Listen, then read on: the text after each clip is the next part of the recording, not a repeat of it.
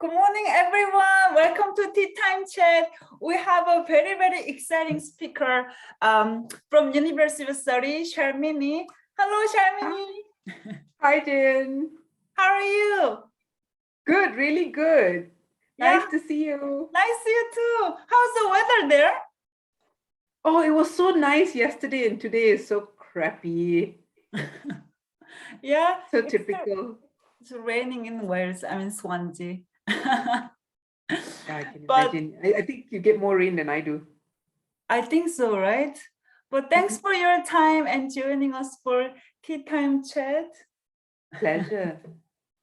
Sharmini, since most of my audiences are actually tourism scholars and students, and you're from very different backgrounds from us, do you want to explain or introduce yourself and your research area and your journey? Sure. As an academic? So I'm Sharmini Julita Paramasivam. I'm a veterinarian from Malaysia. So I did my veterinary degree in Malaysia.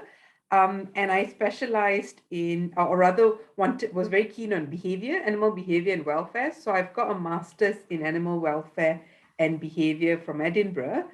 And my area of research was in the primate rehabilitation. So I worked in Indonesia looking at primates in rehabilitation that came from the pet trade.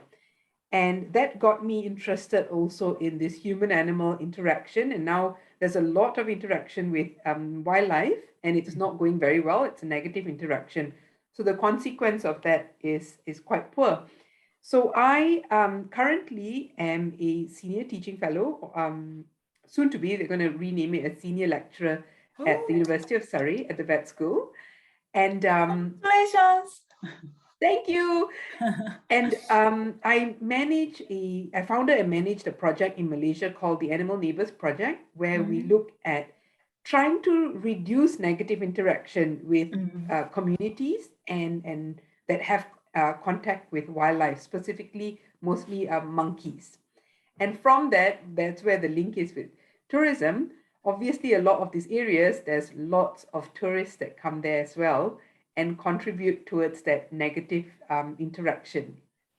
So that's what I'm doing at the moment. Oh yeah, but do you want to tell us more about your project in Malaysia? Sounds fascinating. So any like preliminary findings? Yes. So what we did was, and I say we because I'm actually dependent on a lot of volunteers. We have our project manager. We got a bit of funding, so we've got a project manager. So it's quite a small team, and we depend on volunteers quite a lot. But we got a grant to study, to work with the community initially, and grants are not easy to get in this area at all. Looking at what caused the interaction. So a lot of times people say that the monkeys are the problem. The monkeys always come and damage the property, or they will make a mess with the rubbish and whatever. So we studied the population, and we looked at the interaction in a tourist area, where we looked at the interaction between the monkeys and the people who started the interaction. And our very small finding was it was mostly people. So we categorized it based on like aggressive, curiosity, and fear. And a lot of the curiosity events were initiated by people, a lot, as in like by a big margin. So and then the monkeys react to it. So curiosity will also kind of lumped in when people come in with a camera as well, as they lean towards the monkeys. So all of this interaction doesn't, it makes it really difficult for the animals, but also there's a lot of feeding.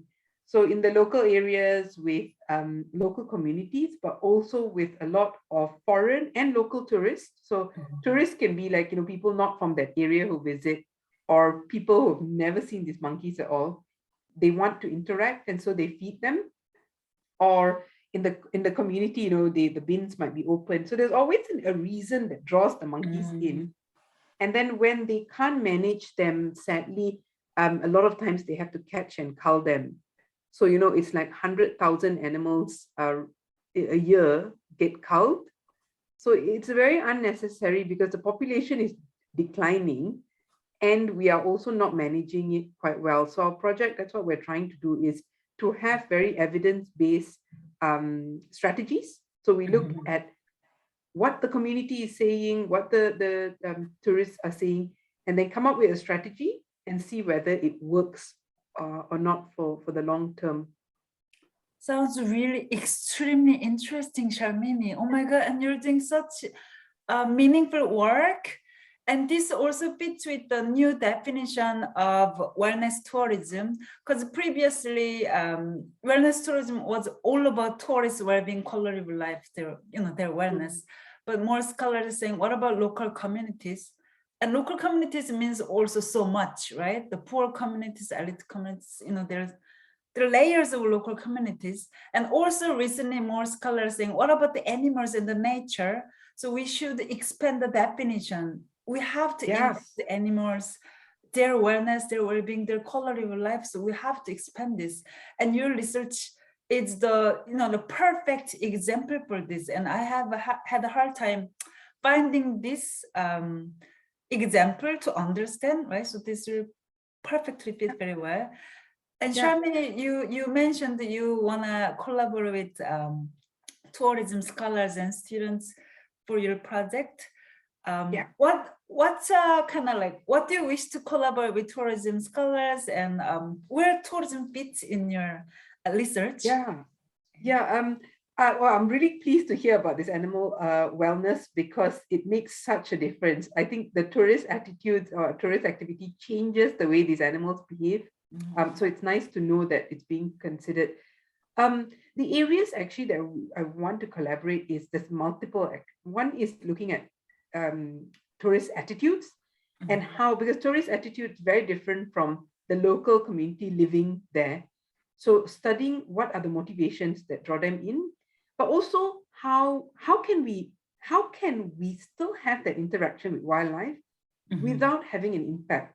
So looking at, I'm not trying to stop the interaction. I think it's really important for people to see the wildlife, but how do we make it such that, it doesn't cause a further damage to the community, and it doesn't affect the wellness of the animals. So that's the second area. But also I'm really interested in awareness. So we do a lot of awareness activities, whether it's like on-site awareness or talks or posters. I'm really interested from the education side of it is what works. So we've got a very small student project, but it's just asking the question of which works better, like, is it a poster for the same message, or is it a poster with pictures, or a poster with like lots of words? We have so much of this material out there, but we don't actually know, does it work? And again, with the tourism side of things, we have very little expertise. So if anybody is interested in that, that would be very, very helpful. Yeah, I'm sure more scholars are interested. And Sharmini, so in your area, tourism studies not very integrated, right? Animals. No, not really, actually, because we do a lot of health, a lot of interaction, but we don't look at how like the tourists are involved in a lot of this interaction as well. No, we don't. As far as I know, I don't think anybody in the school does. Yeah, but this would be really, really good interdisciplinary collaboration, right? Definitely. I give you a very quick example. Like one of these areas in Malaysia that I used to go to as a child. It's an old British fort, and it's next to a mangrove forest. Very nice place. And there used to be one type of monkey. So the monkeys that I work on, the macaques, the long-tailed macaque, when we go there. But it was just like a place you go, you have a look at the fort, you walk around, and you see maybe a few monkeys and you leave. Then I went to visit maybe about 15 years ago, more than that. And the whole scene had changed. So it had become more of a tourist area, and more international tourists came as well. And there's two types of monkeys there. One is a langur, which people like to see more because they don't see it as often. And the tourists started feeding these animals. As they fed them more, what happened was it displaced the other monkey away from that area to a different, towards like the schools and residential areas. So they used to get so many complaints about these monkeys because they couldn't live in that tourist area anymore because the tourist had fed another group. So it's like you displace the whole population because of our activities. And so they, and unfortunately, they had to catch a lot of those macaques and cull them. But when you look back historically, it's actually, we need to change the way that we manage the tourists so that they don't feed the wildlife, you know. Yeah. But tourists, they need more awareness, right? For monkeys. Yeah, it's also hard, I think, because sometimes, you know, I know some areas you can have like a tour group, you pay for the tour package. So I guess there's more you can do. But these are very ad hoc tourists that look on TripAdvisor and then just appear. So that's why I was saying, you know, like we need awareness material that can really capture their attention. Yeah. Because it's only a short while. But yeah, it's just the expertise as well. I think you guys in tourism, the way you all look at things is very different. So it's nice to have the expertise in the group. Yeah, really nice to have a collaboration. And Sharmini, but what happened to them during COVID time? Do they have less tourists or local tourists? So no, I mean, in Malaysia still at this point, tourism is shut. It's only opening in April. So no tourists, no feeding.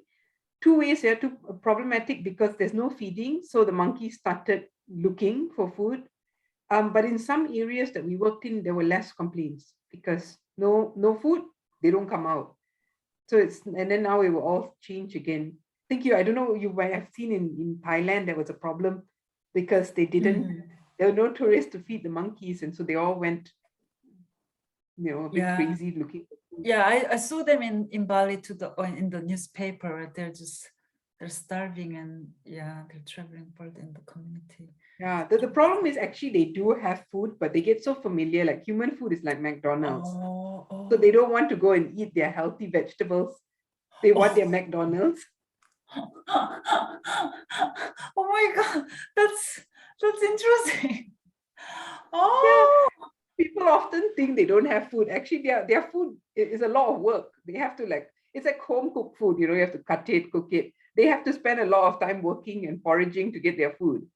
Yeah. But if they just get human food, it's so fast. It's like drive-in, take away. Oh my God, that's really interesting. I did not know about this.